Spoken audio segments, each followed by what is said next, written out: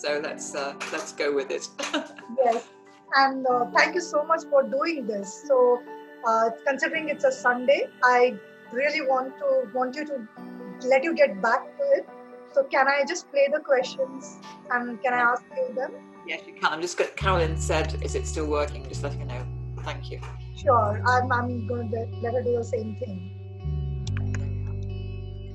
She just wants to check it was still working, and it is. Okay. Okay. Awesome. So could you just because I have pressed the record button on, and Okay.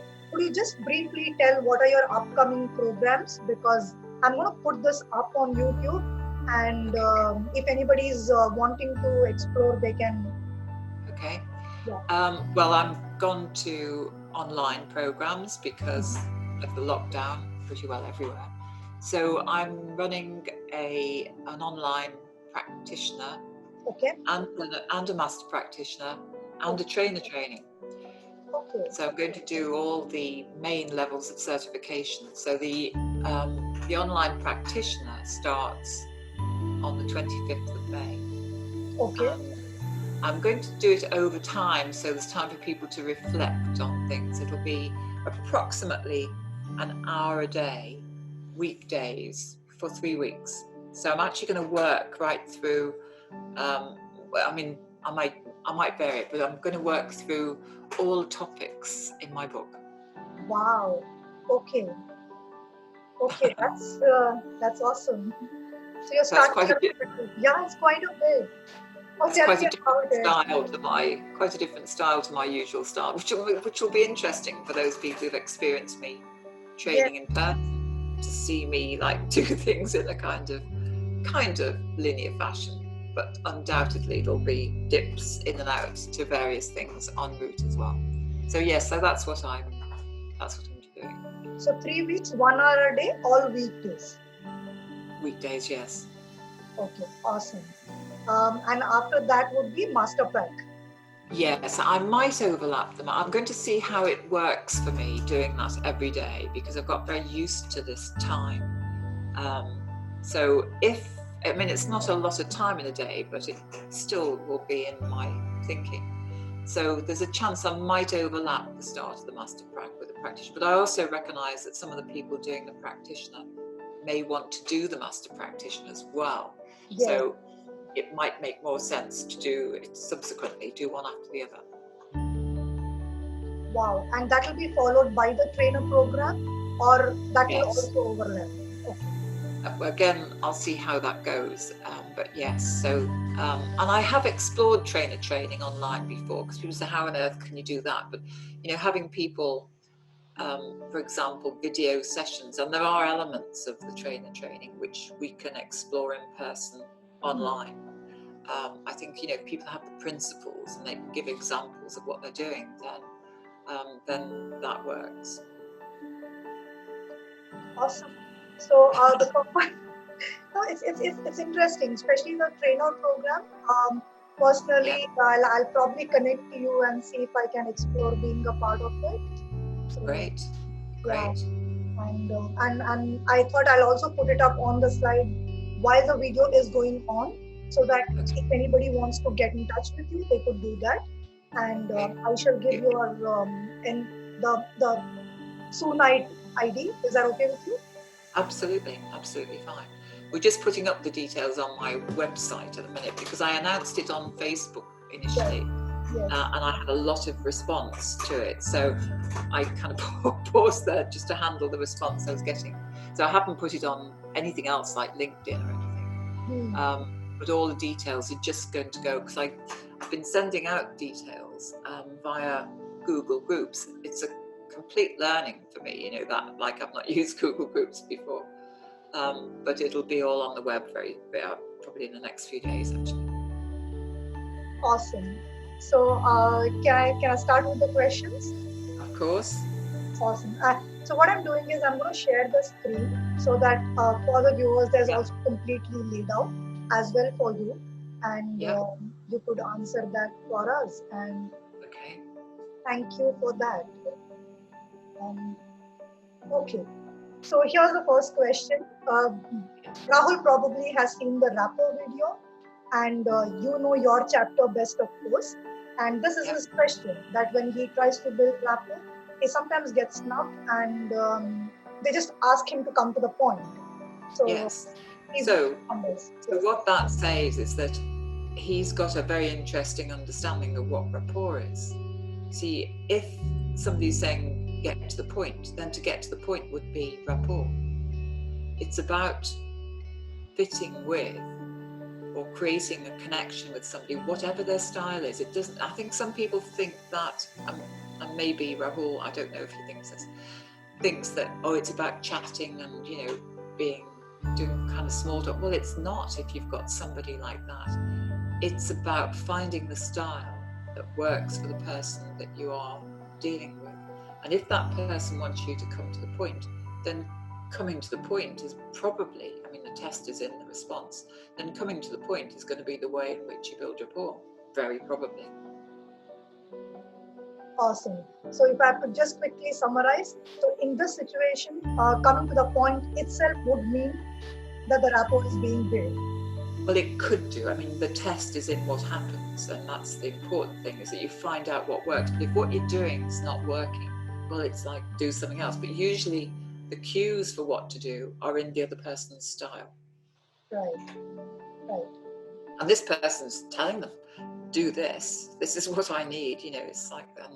So that suggests that's what it would take to build rapport with them. Okay. I do think the viewer will get that. So Rahul, if you have any follow-up question, and you could let me know. But the key thing to remember is find out what works. If something is not working, what Sue's saying is change. Just don't. I think there's a lot of people think rapport is just doing all the chat, and it's not. You know, it may be with some people, but often it's not that at all. Yeah. Great. I'll just move to the next question then. This is an interesting one. Yeah, how do you answer something like this? Gosh. Well, I think ultimately it's important to do what's right for yourself. You know, if your heart's not in something, it's not going to work. Interesting, they think it's a terrible waste of time. It's not. Doesn't have to take time, very much time, to build rapport. In some cases, and he says, and this also creates friction in my marriage. I'm not sure what creates friction, whether it's them wanting them to build rapport, or whether the fact there's no rapport. If, for example, what causes friction is the absence of rapport, then I would think it's a good investment of time to look at how to build rapport, how to be open. I mean, ultimately, I believe that rapport with as many people as possible, with everybody, is the ideal. How much time and it can come from a way of thinking. It doesn't have to come from a lot of actions. So there's some things I think I want to clarify in that before knowing exactly how to respond to it. But it's interesting when other people want you to do things, it's their outcome and not your own outcome. And typically things only really work fully when it's become your own outcome. So there'd be something about exploring that. How come Kirti thinks it's a terrible waste of time, for example, and the friction. So I think just to have more clarification on that would help. Sure, I get you. What I'm taking back is that, of course, it will work better if I find the purpose in doing this. And secondly, that it doesn't always have to take a lot of time. So True. I mean, I think generally if we have to have rapport with the biggest system of which we are a part, usually means that, you know, what we are wanting to do for ourselves has a greater kind of lasting power. It's more sustainable over time. You know, if I have an outcome and it affects, because it will affect people around me, and if they're not invested in it in some way, or it doesn't fit with them, then I'm working alone. So one of the characteristics of what we call a well-formed outcome is that it's a win-win. It's a win for the bigger system. That's a characteristic of outcomes that are much more likely to be successful and sustainable over time. So that's a benefit of having that rapport. Okay, sure. Moving on. This is an interesting one, and it was a little heartwarming because seems to be like a young man who's Yes. getting a bit of an issue in college. So Yeah. So he wants to know how to ensure his classmates make him a part of the good stuff. I'd say hold back the notes until they do. You could, use a bit of blackmail here. Well, clearly they value him. So they value you, Marlon, for your notes. And they don't invite you when they make a movie or party plans. It's interesting whether you feel you could ask about that. I wouldn't ask, why don't I get invited? But whether there's the opportunity to say, hey guys, I'd love to come to this party that you've got on. Is that okay? So it's a question of whether you just harbour it inside yourself, which I suspect, it's what many people do. They just, it could even be possible that they haven't even thought that he wants to go, for example. So unless you find out, unless you get some feedback of some kind, there's a risk that you fill that gap with, thoughts about yourself that, they're not inviting me to the party. And it can be as simple as the fact that people have just not thought about it and thought the parties weren't his thing. Maybe. I mean, I'm only guessing here. I think it's great, though, that they do go to him for his notes. So they clearly value his work. And I would just, value that for yourself, first of all, because it's a great basis on which to build into other areas. So maybe saying what you want would be a next step, which often people don't do. They kind of hope things will happen. Right. But, achieving outcomes usually requires an initiative of some kind. And I guess if you're socially awkward, that's going to be, a kind of challenging step. And that's where learning and progress comes from, is taking challenging steps. So ask the person you think is most likely to want you there, the person that you have the best rapport with, rather than announcing it to a whole group together, for example. Right. So Marlon, pretty straightforward. Just go ahead and explicitly share what you want, and then we'll be happy to hear back what plays out. So, yeah. Then next one. Okay, it's interesting how some people are writing waste of time. Be it customers. Okay, I could be taking some chances here, but I think it's a head person because he says, I find rapport building as a waste of time. Be it customers or teams, we all have a job to do and we must do. It's a give and take. Yeah. Well, I think sometimes that works, when your technical expertise is all that matters and you've got ready-made clients. However, if you're in a competitive situation, then it's about how do I use everything to ensure success. So as an example, I'm now living in France. I needed a financial advisor over here to handle some of the shift to the financial systems in France. And I met with somebody, and his rapport with me was dreadful. He didn't really appear to listen. I think he did listen, but he didn't appear to listen. However, I recognized he was technically a very good advisor. He gave some very powerful advice. But I really kind of struggled in myself. I was tempted to ask the office, is there somebody else I could deal with? Because I didn't find it comfortable dealing with him. It got in the way. We've actually worked through that now, and I would say now we have a much better rapport. And so we get things done quickly. We get things done more efficiently and more quickly than we did when I was kind of struggling with his style of communicating with me, when I felt like he hadn't heard something. and so I'd repeat it, and yet he probably had heard it. So yes, there's a job to do. I wouldn't do business with somebody who was just great at, the building rapport and wasn't technically able. And you do get people like that. I mean, but for me, it's the combination of the two that's very powerful. Rapport building is a way of finding the way to communicate with each other that makes sense, that people can understand. So it's actually a form of efficiency. It's not just about being pally with somebody. It's like, how do I find a style of communicating that works for this person? Because that's going to speed things up. Okay. Just out of curiosity, is this the same finance guy you have written about in your Clean Questions chapter? The financial advisor? No. Well, no, that's quite an old, because that edition of my book is 10 years old actually now.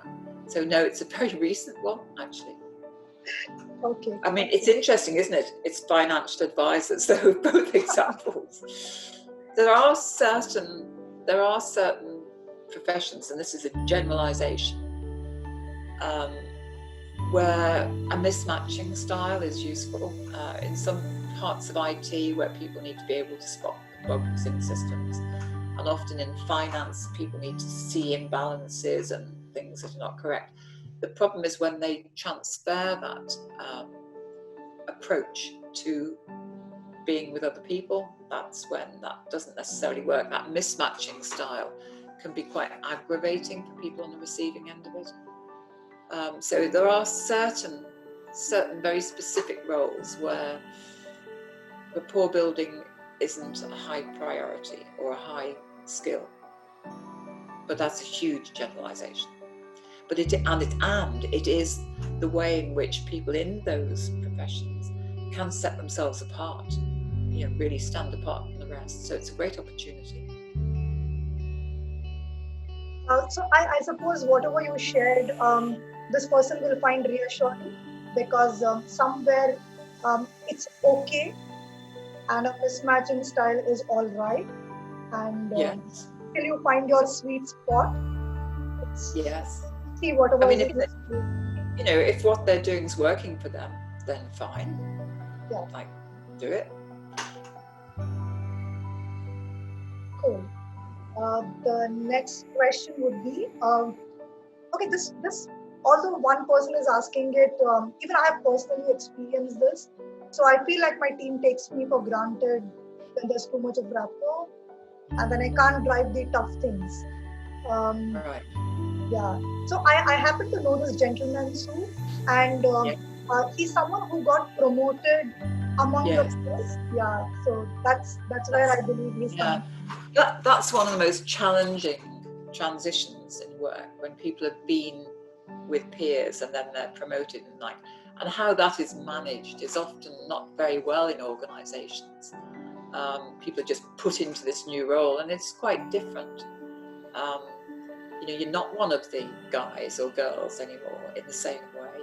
You're now in a slightly different position to them. So it's a shift in identity, and that takes quite a bit of sort of managing within yourself to achieve that. So in a sense, you can't be kind of pally in the same way. I mean, it's interesting if I draw a parallel with people who assist me on programs. So I have a lot of people who may be trained with me who come and assist, and it's quite a learning for them to realise they're not one of the guys anymore. They're very connected, and that connection is very important. However, they're operating now at what I would call a meta position. It's like a slightly dissociated position, in order to be able to take a view of what's going on with everybody, and to be able to step back. So that's very challenging, because I get people who are great with people, and of course they want to be a part of everything that's going on, and they can be a part of a lot of what's going on, but they also need to be a bit apart from the group. It would be the same for me. I mean, I join in with groups, and I have a slightly different role, so I'm always in that kind of it's like a kind of managing role. My responsibility is the whole group. It's not just about pitching in and doing what I want to do. So it is a challenge. It's a question of, again, a lot of them have touched on this issue of rapport. What does Pritam think is rapport? If it's about being very pally and as they were before, then yes, that can be difficult. And having rapport and a relationship with people where they respect you gives you the ability to drive tough things through with them. That's the whole beauty of having a rapport, is that you can give the tough messages and know that you're not going to destroy a relationship because of it, because you've got this. Same with coaching. Vital to have rapport with somebody if you're going to give them a tough message. Because if you haven't got that rapport, I do a lot of provocative coaching, and if I haven't got rapport with the person, they're going to take that message very differently than if I have got rapport. It's a question of what form that rapport takes, which is different. It changes when you're a boss than when you are a peer. That's the key thing. It's like how to get. It's a big question. How you get into that different way of being, and recognize you have a new identity now. And somewhere are you implying that it's also on us to embrace and be comfortable with that new identity? Of course. Because sometimes it's like, I want to be there and I want to be here. Yes, and absolutely. Probably it's not going to happen. So no, that's right. That will cause confusion, and people will, not know. So if there's mixed agendas, if you like, then that's going to cause confusion. I mean, that's exactly, I think, what people are seeing, for example, in the UK at the moment with this pandemic, with the Prime Minister. There's a lot of people who are unsure about his motives and whether he is truly vested in the people. And because there's that contradiction potentially, his instructions get very misunderstood. There's been a lot of discussion about what actually is he saying, because it's not absolutely clear. And I think so you have to be very, very clear within yourself in order to be able to be clear with other people. Yes. Right. And just out of curiosity, you spoke about how organizations could play their part in managing this better. So are you suggesting a joint conversation with, say, a HR kind of a function and the new manager and the team, and just have some kind of a recontextualizing? Absolutely. I mean, it's a really sophisticated thing to do. The more things are discussed openly, usually, the more effective they can be. And so to be able to say, to actually share that shift, and say, look, guys, I've been working amongst you, and now I'm in this role, and I'm learning how to be able to do this effectively for you. And so bear with me, while I learn, and I would value feedback. Just to put it out there makes often, I'm not saying always, because I don't know the details of the situation. I remember somebody once, a long time ago, telling me they'd been promoted in the same way, and they had no guidance whatsoever. And so, whereas they'd always dressed casually before, they thought, well, I'll go in with a suit and a tie. And they're sitting behind a desk that they'd never sat behind before. And he said, and I don't know what else to do. So they hadn't had any guidance, just thought that, well, here I am now, I'm in a new office and I'll dress formally. But they didn't know how to manage it from a conversational point of view. So to be able to have those kinds of conversations does take a lot of skill, and it really is tragic that people don't get much guidance with that, is how to do it and how to handle it. But that's the kind of thing that you and I are teaching on programs, is how to have these kinds of feedback conversations and be okay with them. Sure. I'm sure Pritam can start something off, and then we can always. Yes. The next question is this. Okay, another interesting one. Yes. Marriage is a popular topic in our country, looks like. Yeah. It's interesting that Rakesh says you guys are seriously lucky. I don't know that that's necessarily the case, because many of my friends in India are in arranged marriages and they've lasted. And I think that's remarkable. You know, when somebody said to me, well, we get married and then we learn how to fall in love. And I think, wow, whereas it's much more likely in the West, we do things instinctively without a family's backing. And so there's a very high rate of divorce. So from that point of view, is that lucky? Maybe not. In some cases it is, some cases it isn't. Absolutely I think that's a lovely wish to want his future wife to truly get him. I would say though, it tends to work the other way round. You know, it's like, so does he truly want to get his wife? And we influence by example. So if he seeks to really seek to understand his wife and what's important to her, then it's Gandhi, isn't it? It comes from India, who said, you know, be the example that we wish to see in the world. In this case, be the example that you want in your marriage. That way around, definitely. Yes. Also, correct me if I'm wrong too, it's also to do with probably the belief that some of us and Rakesh holds about arranged marriage per se. Yeah. You know? And just play it by the ear and seek to understand her, as you said, and Yes. take it from there. I mean, in any situation, the greatest, we say in NLP, it's true in life, the greatest flexibility we've got, the more likely we are to succeed, whatever that means. And so whether it's arranged or not arranged, it's a huge learning journey, marriage, and finding out what works and how to manage the obstacles. And I mean, I've talked to a lot of people in India about marriage, and there are very different issues there. Same principle though, is like, what's your flexibility to keep exploring and find out ways that will work together. It'll be a huge learning journey for the whole of your life.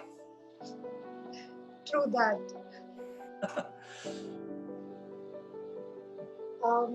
Okay, this is a bit more. Shantanu says this probably came from the perceptual positions. Yep. And okay. Looks like our person has had some bad experiences when he's tried to. Well, I think there seems to be an underlying assumption in this that to put yourself and to take the other person's perspective means to let the other person do what they want, and it doesn't mean that. There's a really important third position. If this has come from doing the process, the technique, perceptual positions, first of all, it involves being in your own shoes and identifying what's important to you personally. So some people lose track of that. So that's a very important first step. Like, where am I in this? What am I thinking, feeling, and wanting? And then, having cleared that, to put yourself in the other person's shoes, to recognize what's going on for them, so that you do get their perspective, which is likely to give you a way of knowing how to handle a situation. The very important position is the third position, is to step out of both of those perspectives and put yourself in a third position where you're actually asking, what's the learning for me in this? And it isn't about just doing what somebody else wants. It's about, if there's an issue between us, what am I not learning that I could learn now that would make this a win-win? So when there is a challenge or a block in let's say a relationship, whether it's a work relationship or a personal relationship, a way of thinking about it and a way of managing it is to go, there's something that this is meant to teach me. There is a learning gift in this for me, which might be to be tough with somebody. It might be to put, specify the rules very clearly, for example. It doesn't just mean going with the others. I think it's a similar kind of confusion that exists with rapport. People think, rapport is this chat. Sometimes people think that putting yourself in the other person's shoes is to let them be the way they want. Well, no, not at all. It might be to go, right, if I understand this person, then I can find the learning for myself. And it might mean that I have to find out that the learning for me is to find a very firm way of expressing what's important here, but in a way that maintains the connection that we have, for example. In fact, I see Shantanu having the potential of engaging with this person in a deeper manner once he puts himself in the third person.